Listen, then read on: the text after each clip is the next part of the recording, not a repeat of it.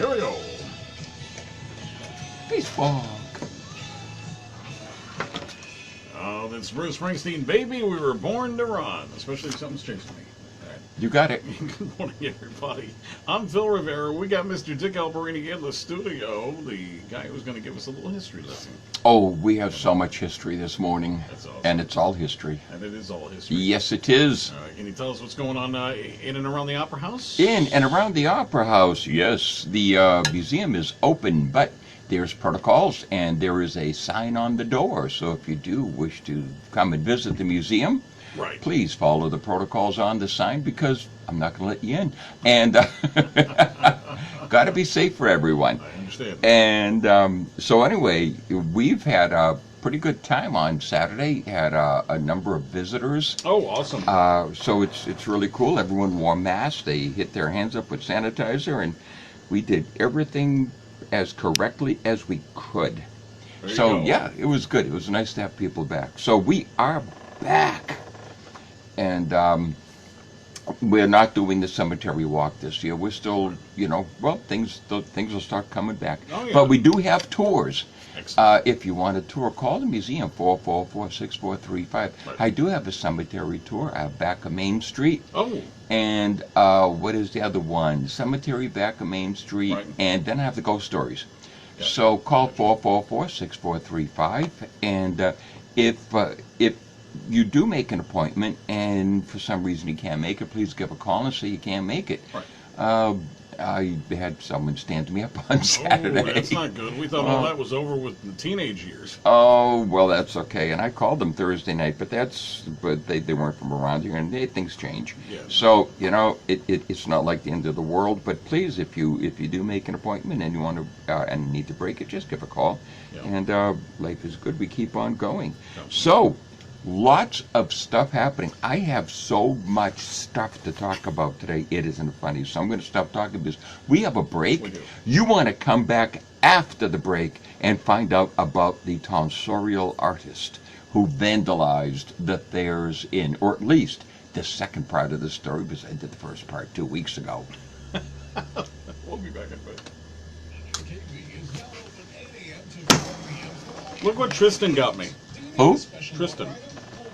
He got me a headphone hanger. Well, isn't that the neatest thing? Yeah. Isn't that the neatest I thing? thought that was kind of cool. So everybody's live on Facebook right now? Everyone is live on Facebook right now. Excellent. Do you want to say hi to everyone? Well, I don't think anyone's on. No, probably not. But hello, Facebook. How's everybody doing? Good. This is my friend Mike. Yeah. Just letting you know. Well, I don't know if anyone is. I forgot to put a notice out that we were due. Oh, maybe I did. Maybe Well, somebody I will see didn't. it. Somebody will see it pop up on notifications. Well, somewhere it'll pop up. And they'll go, oh my goodness, he's there. Oh, look at someone popped up. See? Who's that? I just saw someone pop up. Comments will appear here. Right. No comments. Okay. All right, we ready? I am ready. Let's do it. So much Come back with stuff. 100 temperature? It's 46. Perfect. Here it is.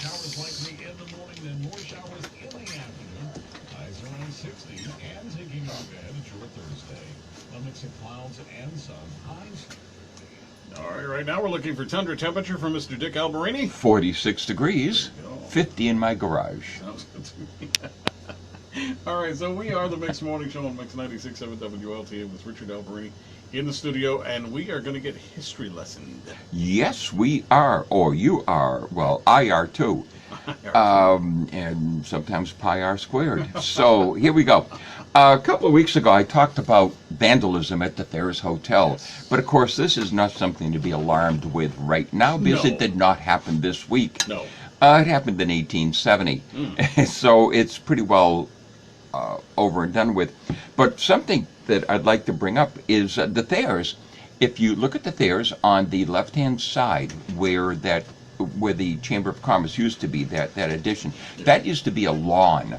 What? And it was the croquet lawn. Okay. And Henry Thayer, what he did was he actually has some beautiful statuary put there. Okay. It was really quite nice.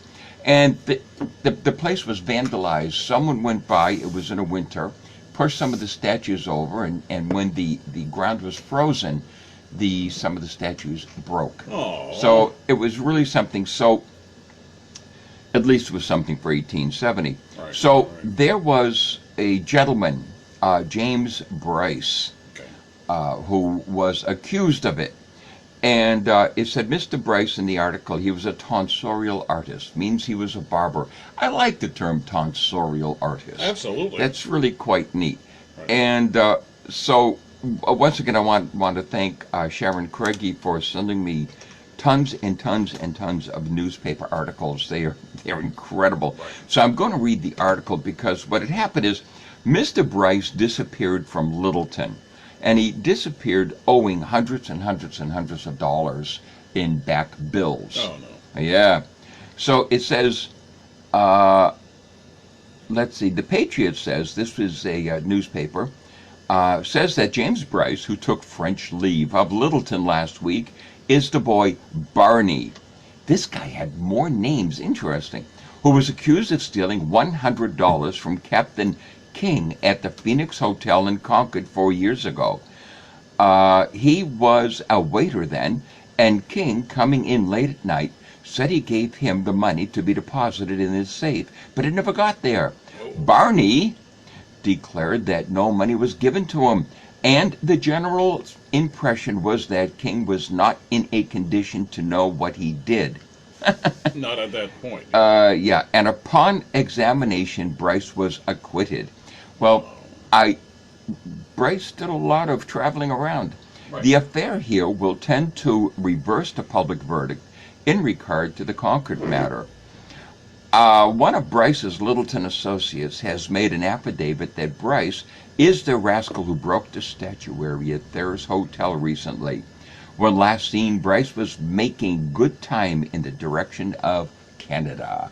So we think Mr. Bryce ended up spending the last of his days in Canada, although Mr. Bryce was a young man at the writing of this article. Right. So we don't know if he came back and broke more statuary and stole more money. We don't know, but obviously Mr. Bryce, or better known as Barney, Right. wasn't exactly a gentleman of the up and up, up and up, up and up. So here's another thing she sent. Oak Hill Avenue. We're all familiar with Oak Hill Avenue, I am. which is up by Remick Park. Right. Okay, so you take Pleasant Street. Mm-hmm. What is it? Your second left. Left onto Oak Hill. And left onto Oak Hill. You ever wonder where the streets began? Like Oak Hill? Like Oak Hill. Like how did Oak Hill become Oak Hill Avenue, and when did it happen? Well, this is really kind of... Do you know Oak Hill Avenue wasn't named Oak Hill Avenue until 1880? What was it called? Sapling Hill Avenue? It was Acorn, no. Acorn. They grew into Mighty Oak. And plus, Oak Hill Avenue didn't... Right now, if you take it, it goes all the way up and becomes a dead end. Yes. Okay, and it used to go... It didn't even go through past the high school. What? It went up as far as the high school, so it kind of met School Street. School Street. That was it. That was the end of Oak Hill Avenue. Now, School Street goes all the way up and stops. Yes, Yeah. but because we had a hotel up there, too. We had the Oak Hill House. Really? Yes, big hotel. That burned to the ground in 1895. And there's a ghost story about that area, but that's not happening today. So it says here, George Gile. George Gile was a farmer. He was highway surveyor. And what they did, the area of the land was known as the Bowman Pasture. Okay. Well, where the high school is located was also part of the Bowman Pasture. Right. So when property was needed to build a high school, it was the Bowman Pasture, part of it was purchased. And that's where the original high school was built in 1867. Okay. All right. Now, so according to the article, to me, it looks like part of it was still used as a pasture. Now, according to what I wrote here, it stopped at Maple. It did go past the high school, stopped at Maple. And it said, long needed want. People really wanted this for a long time to go all the way through. So here's the article from 1880 from the local newspaper. The highway, which was laid out last fall from Pleasant Street, nearly opposite the premises of George Gile, across the Bowman pasture to the schoolhouse grounds, is to be worked this coming summer and put in shape for travel. I think that's, I was trying to find out where George was living up there. Right. And it has to be one of the older homes up on that area. I haven't found where George was living. And there's a few. I'm still looking. There's a few. Yep. And it said, it will supply a long-needed want of the people residing on Oak Hill. It was called Oak Hill. Gotcha. Not Oak Hill Ave. Not Oak Hill Ave. They've called it Oak Hill. We taking a break? When you get a chance. Okay. Well, let me finish off Oak Hill. Then we'll get broken. All right. We'll do this. Oak Hill, as the rise is gradual and a horse can easily trot with a carriage the whole distance, it will be much easier to get heavy loads up the hill, which our teamsters and farmers will appreciate. Now, how many times have people driven up Oak Hill Avenue in the winter in bad weather, so they wouldn't have to face Elm Street, Maple Street, School Street, any of those? All of those, yeah. All right. How many times? I know I do. Oh, yeah. And I come down that street. Oh. So it's interesting that the reasoning for it in 1880 to turn it into an avenue is the same reason we use it today. Isn't that the coolest thing? That is cool. Now, listen, we're going to take a break. You have to come back. Don't go away. We are going to talk about Washington Irving Lincoln Adams, one of the members of the Adams family. Dun, dun, dun, dun. Very nice. Very nice. So, Cindy's here. Good morning, Cindy. Someone else is there. I see someone else. Cindy is watching. Who else is there? I don't know, but someone, I see another circle and I can't tell who it is. Oh, there's another circle. Look at all the circles coming in. Oh, the circle's gone. Probably a wrong number. Okay. Man, I have so much to say. This is a good story. This is a great story. Awesome. Are you familiar with Washington Irving Lincoln Adams? I know the names. Okay, but this guy had a summer home in Littleton. What? So it's not the same ones I'm thinking about. Oh, he was named Washington Irving Lincoln Adams. Oh, it sounds like that was his whole name. Sounds like a bunch of streets. It sounds like a whole bunch of streets. But I've got to tell you, it's just really interesting. As a summer home, 10 seconds. all right, he ended up buying property where the hospital is. Oh. He owned all that property. Oh, wow. Here we go. Okay. Here we go. All right, now tundra temperature is 46 and getting warmer. climbing. Well, I think climbing. it's getting warmer. I've not been outside to look at my truck lately. I've been in here. I got you. All right, so we are learning a history lesson Oh, from Mr. Dick Alberini. this is one of the coolest stories that I've come across. I'm ready. And I really didn't plan on doing it today. Yeah. But I'm really getting quite excited about this. It's really kind of cool. We all know, for those of us who live in Littleton, Yes. where the hospital is located. We do. Not the old one, Nope. the new one. Now, this is what I really get a kick out of.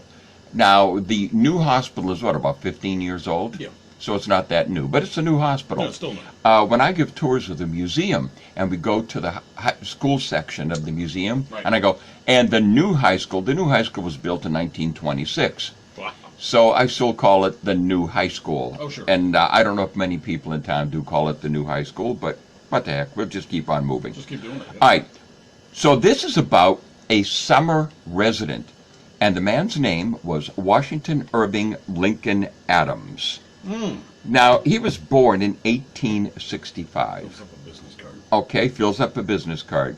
He was a direct descendant of the George Washington family and the Adams family, not Morticia and Gomez.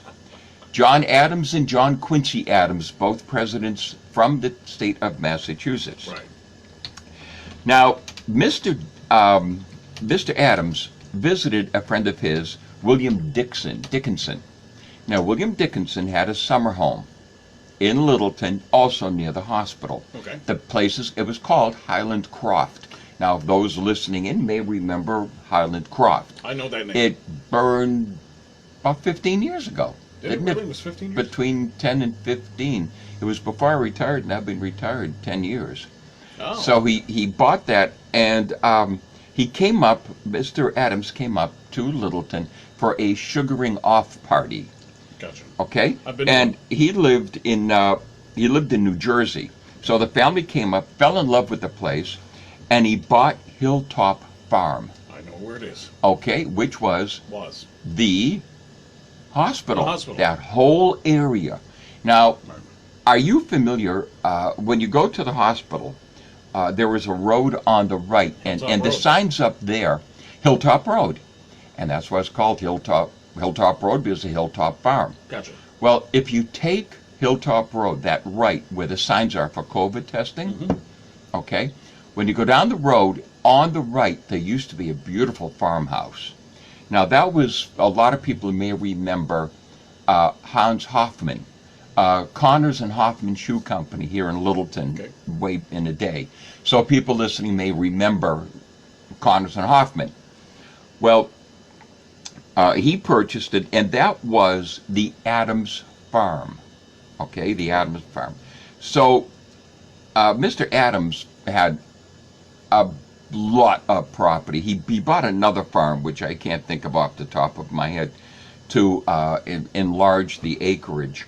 Now, the Adamses had 5 children, and what I could only remember 4: Caroline, Elizabeth, Briggs, and Washington, Irving, Lincoln, Adams Jr. And Pugsley. I could have been Pugsley or Wednesday. And Wednesday. All right, on a Saturday.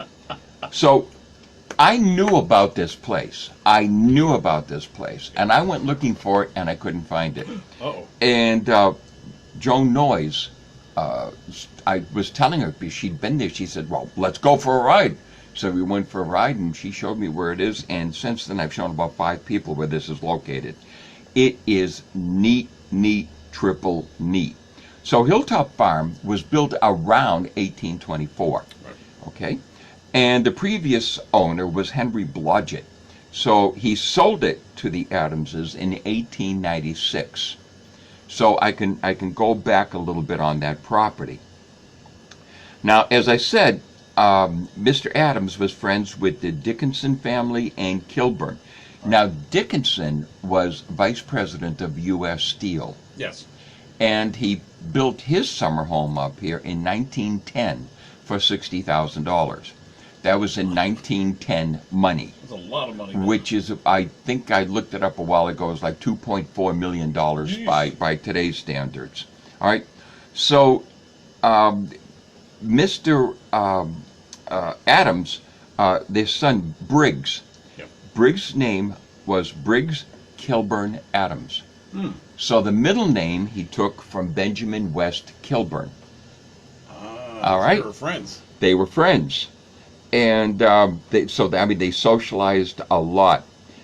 But I have found out so much about Briggs. Now, if people are interested, they're more than welcome to come to the museum. We have a lot of books, small books actually, easy reading books, on local history. Right. And you want to come down, just give us a call. And you can come down and we'll set a nice comfy chair right by the window, and you just come. You may not have to even wear your mask. You'll have to wear your mask when you come down, but when you're sitting at the window, you don't have to wear your mask. No, of course. And you can read the book. And I am currently reading a small book that was published by Mr. Adams in honor of his son Briggs. Okay. Now, Briggs, it's very interesting what you can find out about people for over 100 years ago. I feel like I know Briggs. Yeah. Briggs was brilliant. What a very insightful young man. He was 22 years old when he died. Oh. Briggs died in France in 1918. He was a pilot in World War I. Now, Briggs graduated from Harvard University. And the forward to the book was written by one of his professors, and the professor must have thought the world of him, because it just praises this kid to no end. Now, between his junior and senior years in the summer, Briggs took a steamer to France to volunteer, but not fight in a war. He was an ambulance driver. Ah, okay. And this book is actually a collection of letters that he wrote while in World War I. And once again, I cannot emphasize the eloquency of this book, the detail of this boy's letters. Just incredible. So the first two letters were written while he was at Harvard, and they were included because of his being an ambulance driver. Yeah. So he went over, and he was a civilian, obviously, and he drove a Ford. He said the Fords were good to drive. Right. And I thought, well, why are the Fords? And here's the reason. Because when the Germans would bomb, they knew the road system. They had maps, and they would bomb the roads. So there were these humongous shell holes in the roads. Yep. Okay? And sometimes because they would drive at night without lights. Ah, okay. Because the Germans knew where the roads were, and if they saw lights, they knew where to put, drop their shells and bomb. So they would drive without lights, and occasionally an ambulance would go down into one of these shell holes. Oof. All right? Well, Fords were good, and I love this, because the soldiers around could pick the Ford up and lift it out of the shell hole. Because they were so light? They were so light. So he was thrilled that he had a Ford. And after this, I'm going over to the museum after this program, and I'm going to take the book home because I have to finish it today. Oh, of course. I'm just not going to read it down there. And like I said, it's thin. It's not even a half an inch, probably a half an inch thick. You're the curator. You can do that. I can do that. And what Briggs did, he said, we stayed in a place called the Chateau. Ooh. That was his barracks. And it was a chateau. He said, he described this place incredibly inside. He described the frescoes on the ceiling, the plaster work. He said this was a very, it was a home of some well-to-do people. He said there were no furniture. He said he and 6 other men shared a room off the foyer. And he said, I was lucky because I had a window. All right. And he said we weren't allowed, there were no chiffon-robes, no closets for us to hang our clothes. No. So everything had to be kept in our suitcases, our luggages, under our bunks. And when we would leave for the day, our suitcases had to be packed and put on top of the bunks. So yeah, I don't know. Yeah, really. What I'm wondering is that if anything happened to them, Right. and all of their belongings would be in one place to be shipped back to the I relatives. see. That's my guess. Probably what it was. That's my guess. And so he also wrote, he said there were no toilet facilities in the building. Okay, he said there was there wasn't a bathroom.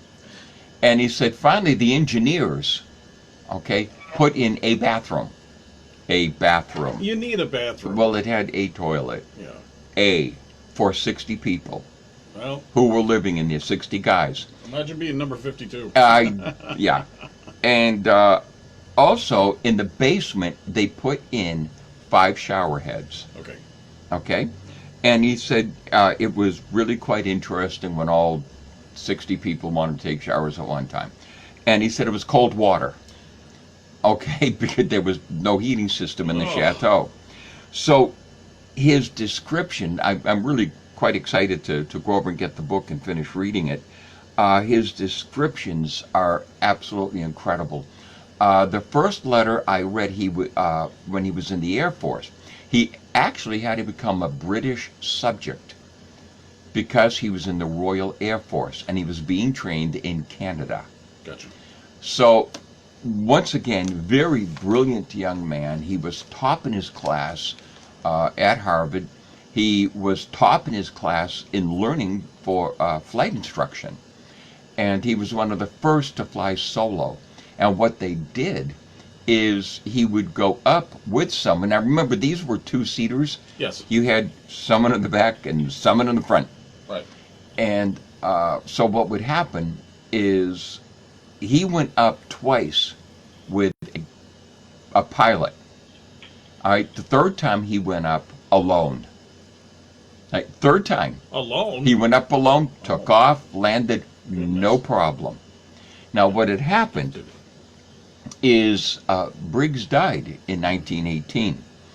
And one member in his squadron, he was lieutenant, found the plane. It was landed, and he landed near the plane. And when he landed and walked over to the plane, the body of Briggs was in it. Oh, man. Briggs had been shot. And no one knows, the theory is that Briggs was out in front and might have been shot by a sniper from the ground. Oh, while he was in the air. While he was in the air. Okay. And before crashing, Briggs had the wherewithal, obviously, to land the plane. And he died shortly after a perfect landing. Oh, my goodness. So I've got to tell you about this place. Phil, you can do this. It's a very easy walk. I did it twice in one day. Okay. So listen, folks, you really want to go see this place. It's free, number one. Free. So listen, head to the hospital. Take the road in back of the hospital. There are signs that say COVID. Go to the second driveway on your left. That's where you will drive up for COVID testing. Don't drive up. Park, there's areas to park out there. Walk up that roadway, and on your right, you're going to see, I think it's called Adams Loop. Okay. You just walk down in there, and there is a ledge, big ledge in there. Now, this was all done over by Justin Bazin, who was one of my former students, for an Eagle Scout project. There's a ledge, and there are plaques, and the whole family history is there. Go take a look. It's free. It's a short walk. It's a beautiful walk, and I'm going to tell you more about Briggs next week. Okay. So stay tuned. Come back next week. For those who checked out on Facebook, thank you for being here. And what am I getting down there? About a couple of seconds. I am done. So listen, stay safe. Call the museum. Be happy. Bye. Yeah. Cindy, thanks for tuning in. I'm going to put this out on YouTube. Not YouTube, it's already on YouTube.